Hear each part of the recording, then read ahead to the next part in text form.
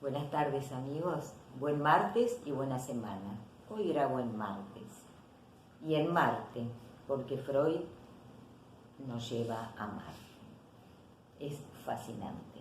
Bueno, recuerdan, estamos leyendo El porvenir de una ilusión, un ensayo que el doctor Freud publica en 1927 en ocasión del 10º aniversario de la existencia, bueno, de la Unión Soviética no, sino de la Revolución Rusa, 1917-1927.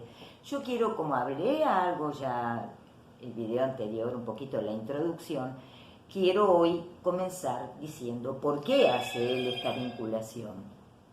¿Por qué hace él esta vinculación? Podría desarrollar todas estas reflexiones tan interesantes sin hacer referencia a lo que él llama el experimento que se está desarrollando en algún lugar de Europa un poco remoto. Está refiriéndose a eso.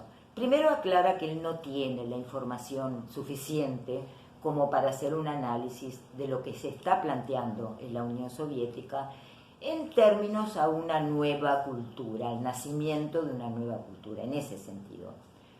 Y dice que, bueno, reconoce su ignorancia o la dificultad de acceso a la información como para evaluar eso.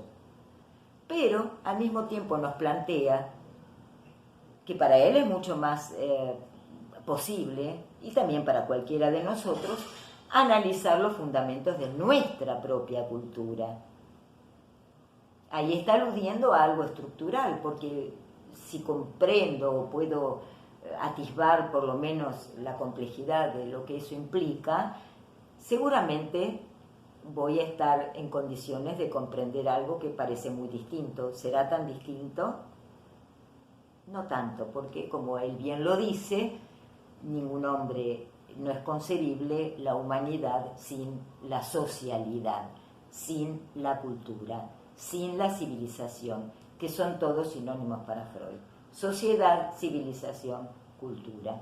Bien, en un momento del escrito que estamos leyendo, nos dice que lo vincula con esto, a pesar de que no puede referirse exactamente a lo que está sucediendo, porque lo que se está planteando ahí, y esto les va a hacer ecos bastante en cuanto al pensamiento de la izquierda en general, tomémoslo así, o también de otras expresiones revolucionarias desagradables, que no tendemos a ver como revolucionarias, pero lo son, como el nazismo, el fascismo, lo fueron, que plantean algo más que eso, una nueva civilización sobre nuevas bases. Por eso él lo vincula, él vincula la reflexión sobre la cultura humana con lo que está pasando allí, aunque no pueda hacer una referencia. Se da perfectamente cuenta de esta cuestión cuando lo que se está planteando, y se lo planteaba la izquierda de hecho, y el fascismo en términos un poco desagradables, pero también. Si educamos a las personas de otra manera, si reconocemos que hasta ahora la cultura y digamos la coerción por imponer la labor cultural, se fundó justamente en eso, en la coerción, básicamente, que ahora vamos a ver qué es. Podrá ser que el hombre, en algún momento, el ser humano, pueda desarrollar una organización social que no se funde en la coerción, que no se funde en el dominio, digámoslo así, de una minoría sobre una mayoría, que suele ser esa minoría la que impone los mayores sacrificios al último de nosotros. Eso puede implicar ser esclavo, siervo de la gleba, trabajador sufrido, o pasar por muchas dificultades en la vida, pero se nos imponen sacrificios. Claro, no son los mismos de esa élite, no, en general no. Entonces, el planteo que está viendo, esto es algo que para mí es hijo de la Revolución Francesa, es hijo del iluminismo, es que quizás ya no se trate solamente de cuestionar, como sucede, la justicia de un determinado orden. Eso sucede, seguirá sucediendo. Eso es la cultura, porque es nuestra invención y porque va cambiando.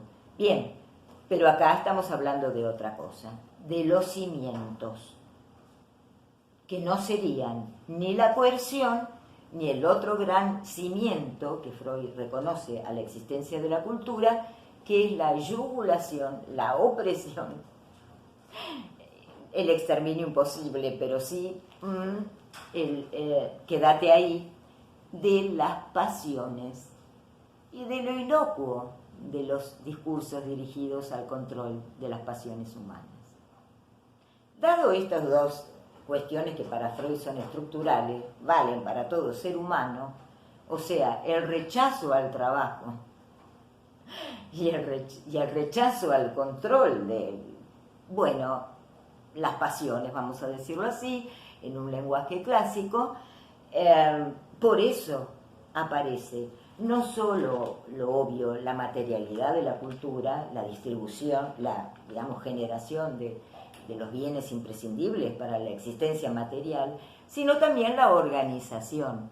Y cuando hablamos de organización, hablamos de ley, hablamos de normas sociales, hablamos de normas jurídicas, hablamos de costumbres, hablamos de religión, hablamos de moral. O sea, hablamos de normatividad. Entonces la cultura, dice Freud, pivota desde un contenido meramente, comillas, material, porque para el ser humano no hay nada meramente material, a un apoyo psicológico, porque somos personas, ¿verdad?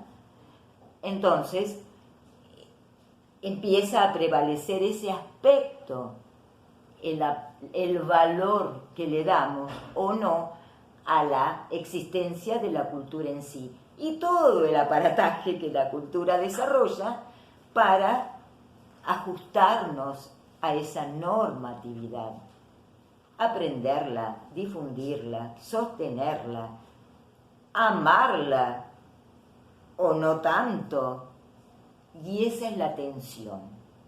Y eso, dice Freud, existirá mientras exista el ser humano.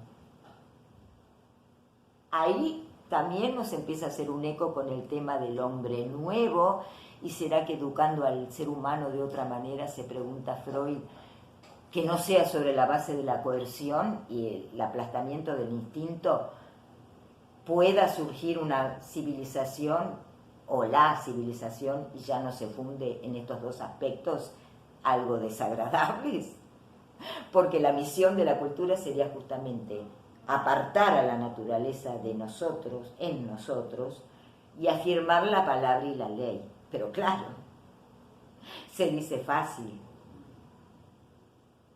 no es tan así.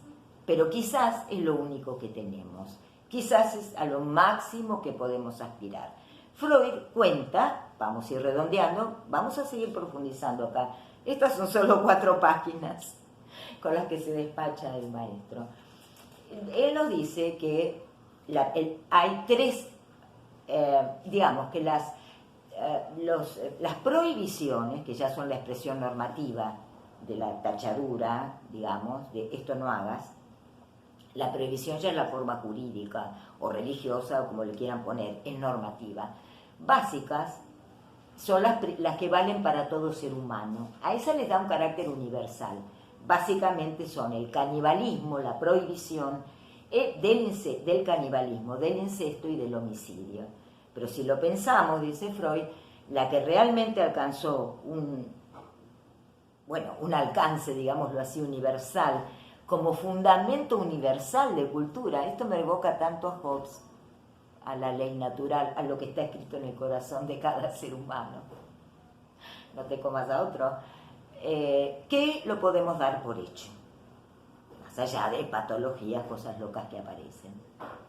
Bueno, no así el incesto, y menos el homicidio, incluso respecto del cual muchas veces no solo está permitido, por ejemplo, la legítima defensa, con toda lógica, sino que también es bendecido la guerra.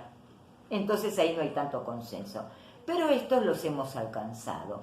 Y esos son los que nos separan de la animalidad, del nivel zoológico, los que han posibilitado que seamos. Ahora bien, ¿por qué hay malestar entonces? ¿Por qué hay malestar entonces? Si fuera de eso no seríamos. Porque ese orden nos impone sacrificios. Desde los más básicos, válidos para todo hombre, lo que les mencioné, canibalismo, incesto y homicidio, hasta lo más fino, porque yo quizás no haga nada de eso, en general no lo hacemos. No, pero ¿qué soy? ¿Una pinturita? No, puedo tener un vínculo malísimo con los vecinos, con los que compro y vendo, con mi familia, con el entorno, ser un insoportable, hasta hacer daño, estafador, chanta. Bueno, no estaríamos hablando del otro, pero parece que podría no funcionar tanto y siempre. ¿Será que podemos encontrar un orden donde eso funcione autónomamente tanto y siempre? Sin coerción. La coerción son los medios de los que se vale la cultura para imponerse. Así los define Freud. Vamos a llamarlo ley en general, a la Kelsen, a la Hobbes, y en particular, como bien lo dice Freud, estamos hablando del orden normativo, las normas sociales, las normas jurídicas, la religión, la moral. Bien, ¿y qué es la ilusión? La ilusión es la cultura misma. Esa es la gran invención nuestra, la gran ilusión. Pero no le da un sentido peyorativo a esa palabra, Freud. Como es una ilusión, tendemos a pensar que es algo menor. No, él dice, eso es lo más importante. Y en la próxima vamos a seguir y vamos a desarrollar en qué consiste tanto el malestar en la cultura como el bienestar en ella. Gracias.